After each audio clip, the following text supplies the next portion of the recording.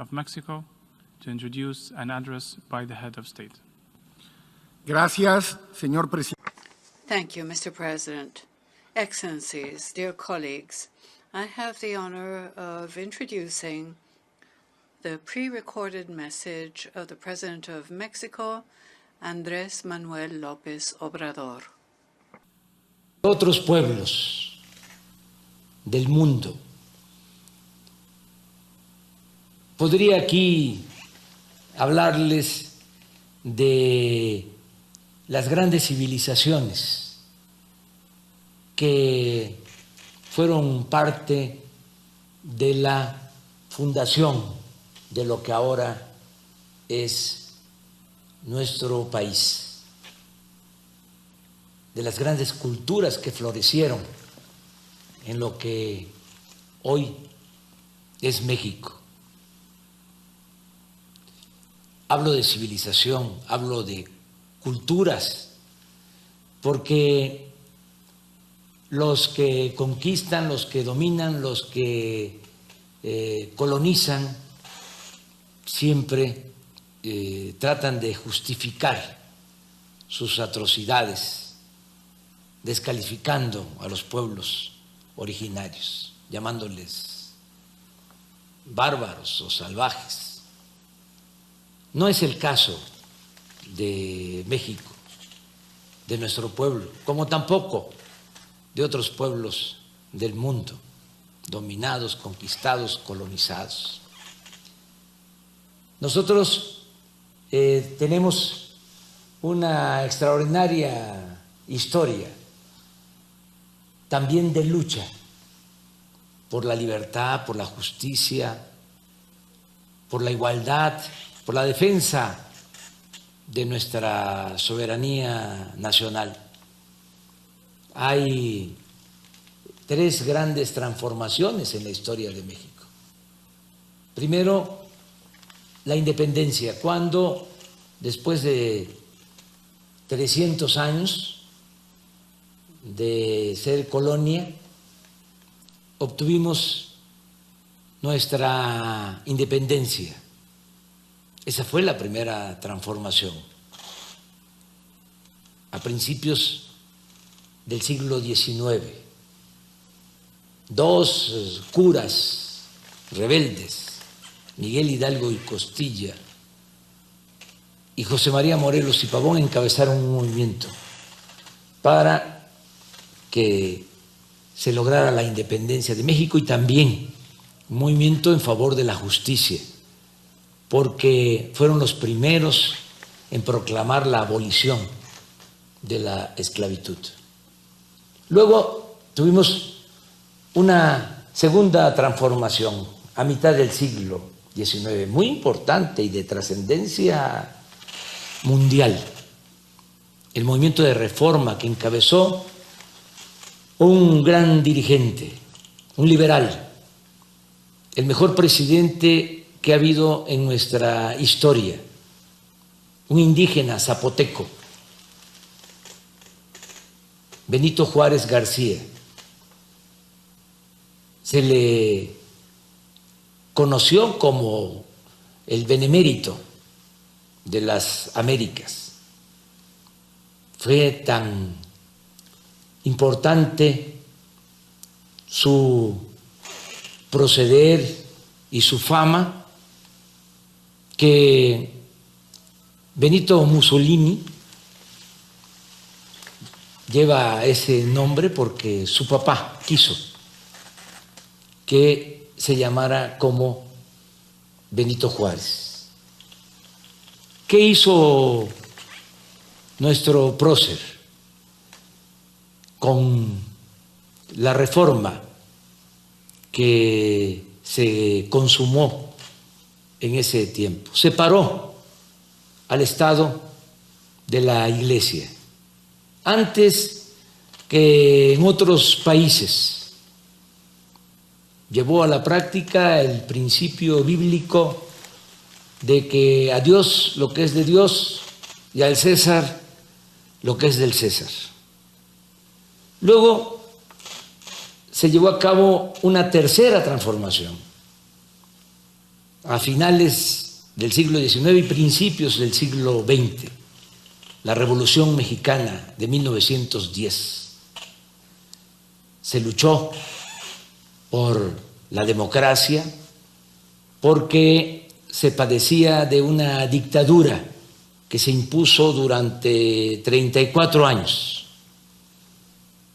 Se luchó para que se garantizaran las libertades y se luchó también por la justicia. Dirigentes sociales muy importantes, los hermanos Flores Magón, que fueron precursores de esa revolución, desde luego un hombre bueno, apóstol de la democracia, que fue asesinado cobardemente, Francisco I. Madero, y dirigentes sociales como Francisco Villa, un dirigente defensor de los campesinos, leal al pueblo, Emiliano Zapata. Con esta tercera transformación se avanzó mucho en el terreno de lo social, no lo suficiente en el terreno político porque no se pudo establecer una auténtica, una verdadera democracia en el país. Después de la revolución se creó un partido único que dominó durante mucho tiempo y apenas ahora estamos dando los primeros pasos para que México sea un país verdadera, auténticamente democrático. Posiblemente por la falta de democracia, entre otros factores, se fue echando a perder la vida pública en el país. Empezó a imperar la corrupción política, que fue durante mucho tiempo el principal problema de México. Nuestro país, con muchas riquezas naturales, que tiene buenas tierras para la producción agropecuaria, agua en abundancia, petróleo, minas y un pueblo bueno, noble, trabajador, poseedor, repito, de una herencia cultural milenaria, de donde dimana la vocación del pueblo por el trabajo, por la creatividad. Bueno, con todo y eso no podíamos avanzar por la corrupción que imperaba. Nosotros desde hace mucho tiempo venimos luchando para conseguir un verdadero cambio en el país. Y así lo decidió después de muchos años el pueblo de México. Nos eligió y nos hemos propuesto llevar a cabo la cuarta transformación de la vida pública de nuestro país. Ya hablé de la independencia, de la reforma, de la revolución y ahora estamos empeñados, comprometidos en llevar a cabo la cuarta transformación de la vida pública del país, sin violencia, de manera pacífica. Y lo estamos logrando. A pesar de que estamos enfrentando dos crisis, como también se está padeciendo en otros países del mundo. Estamos enfrentando la pandemia del coronavirus, del COVID-19, esta enfermedad terrible. Y estamos enfrentando también lo que desató o produjo, originó esta pandemia, una crisis económica, como en otros países. Estamos enfrentando al mismo tiempo dos crisis, pero vamos saliendo. Estamos avanzando, enfrentando la pandemia. Hemos actuado con responsabilidad. Nos han ayudado mucho los expertos, los científicos, los médicos, las enfermeras, los trabajadores de la salud, que se han entregado con humanismo a salvar vidas. Y vamos avanzando, va bajando, disminuyendo el efecto nocivo de la pandemia. Lo que más nos importa es salvar vidas. Se va avanzando. Y también en lo económico, porque no aplicamos la misma estrategia de siempre, de endeudar al país, de rescatar a los de arriba, con el sofisma de que si llueve fuerte arriba, gotea abajo, como si la riqueza fuese contagiosa. ¿Qué hicimos? Pues estamos apoyando abajo y de manera directa al pueblo. Es de abajo hacia arriba. Estamos destinando recursos que son fruto del ahorro por no permitir la corrupción y fruto también de la austeridad republicana, porque ya no hay lujos en el gobierno. Les comento que había un avión presidencial, existe todavía, pero está en venta, ya lo rifamos y todavía vamos a venderlo. Este avión es como un palacio en los cielos, algo insultante para nuestro pueblo. Un avión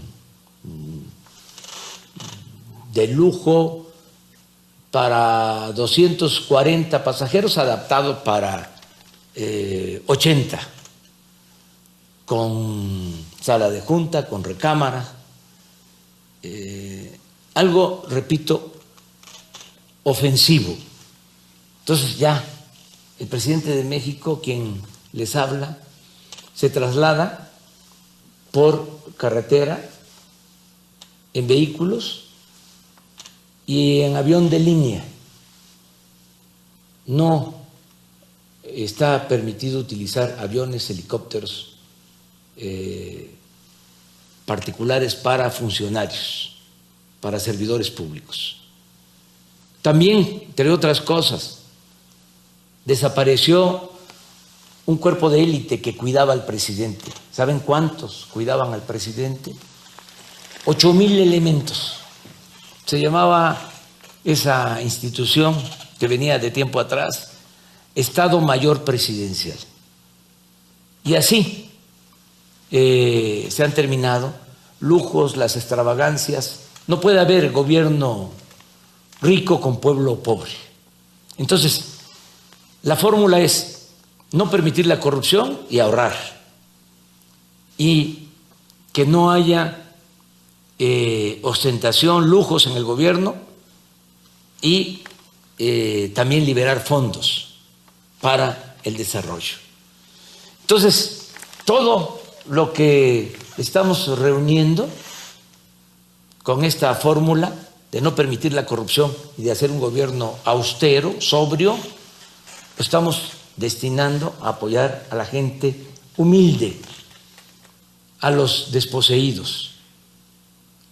Todos los adultos mayores de México tienen derecho a una pensión.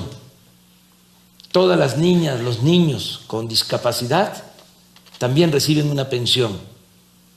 11 millones de estudiantes pobres reciben becas y así, muchos programas sociales.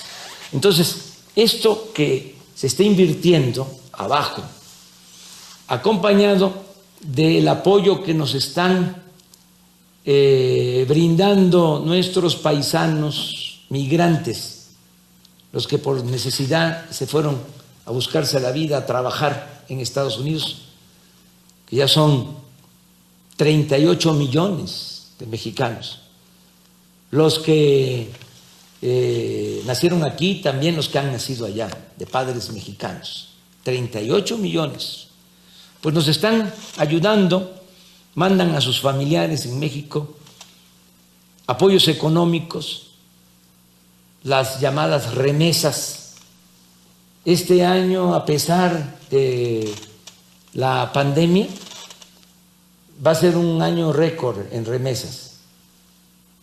Se van a recibir alrededor de 40,000 millones de dólares. Y ese dinero, mes con mes, llega a 10 millones de familias pobres de nuestro país. Entonces, con lo que estamos invirtiendo desde el gobierno y con las remesas, estamos fortaleciendo el consumo y, a pesar de la pandemia y de la crisis, no hay hambre en nuestro país. Se está garantizando el consumo básico a millones de mexicanos. Y ya poco a poco se va recuperando la economía. Esto también se complementa con el hecho de que acabamos de firmar un acuerdo con Estados Unidos y Canadá, un tratado que ya entró en vigor, y esto significa que están llegando inversiones al país, se están instalando empresas y se están creando empleos para el bienestar de los mexicanos. Yo tengo mucha fe en el futuro de México, pero también tengo mucha fe en el futuro del mundo. Yo soy un creyente y mi credo es el de la fraternidad universal. Por eso yo les envío a todas, a todos, un abrazo desde la Ciudad de México, capital de nuestra República.